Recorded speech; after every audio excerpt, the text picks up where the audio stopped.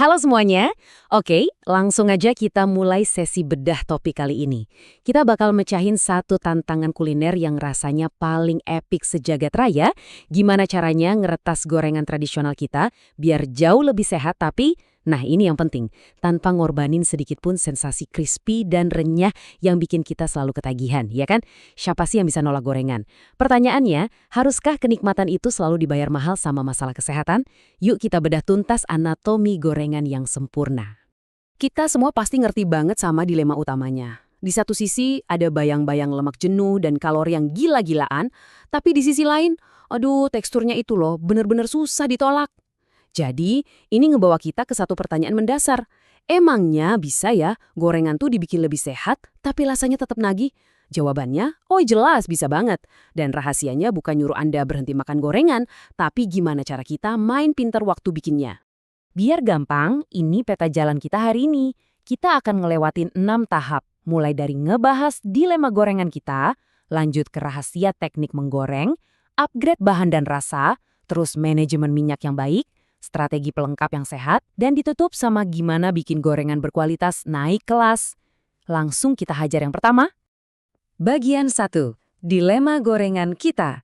Pertarungan abadi antara kerenyahan melawan kesehatan. Nah, ketegangan yang dialamin setiap pecinta kuliner tuh nyata banget. Bayangin, risiko kesehatan dari lemak jenuh dan kalori yang super tinggi itu berhadapan langsung sama kebahagiaan hakiki pas kita gigit gorengan yang super crispy dan gurih. Pecah banget di mulut, kita nggak bisa tutup mata. Daya tarik utama gorengan ya emang di tekstur sama rasanya itu. Kalau tekstur crispy-nya dihilangin ya bukan gorengan lagi namanya kan? Masuk ke bagian 2, rahasia teknik menggoreng. Disinilah kita harus pintar-pintar nguasain suhu. Kunci utama dari semuanya adalah manajemen suhu. Ini krusial banget. Kalau minyaknya kurang panas, adonan Anda malah bakal nyedot minyak kayak sponge. Tapi kalau kepanasan, luarnya udah gosong duluan, dalamnya masih mentah. Nggak mau kan kayak gitu? Makanya, pakai termometer masak itu wajib hukumnya, buat nyari sweet spotnya. Berapa tuh? Sekitar 170–180 derajat Celcius. Suhu segini tuh bakal langsung nyegel bagian luar adonan. Jadi minyak gak gampang masuk, tapi dalamnya tetap matang sempurna. Terus ada satu trik simple tapi efeknya juara banget. Teknik penirisan ganda.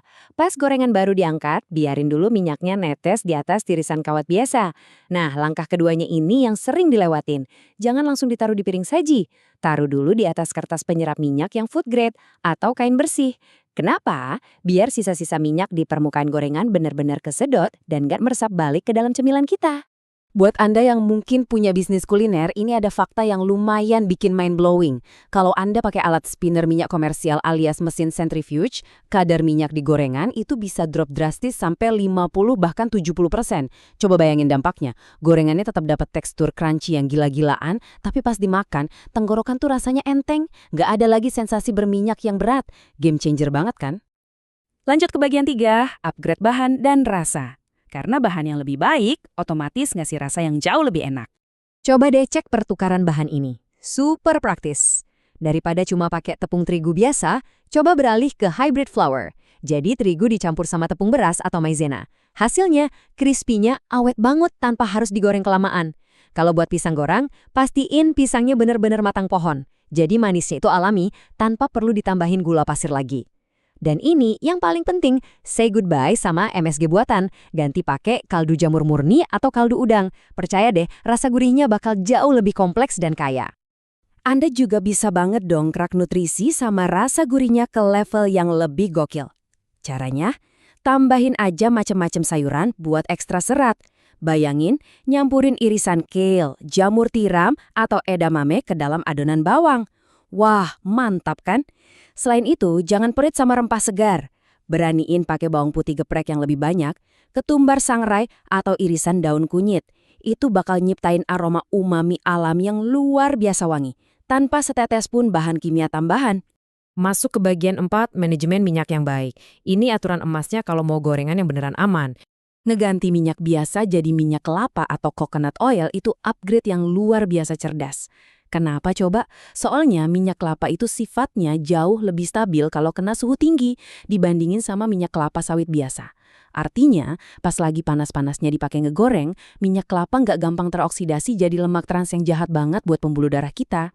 Tapi tetap ya, ada aturan disiplin minyak yang nggak boleh dilanggar. Aturan emasnya, batas maksimal pakai minyak itu 2 atau paling mentok 3 kali aja. Udah, titik.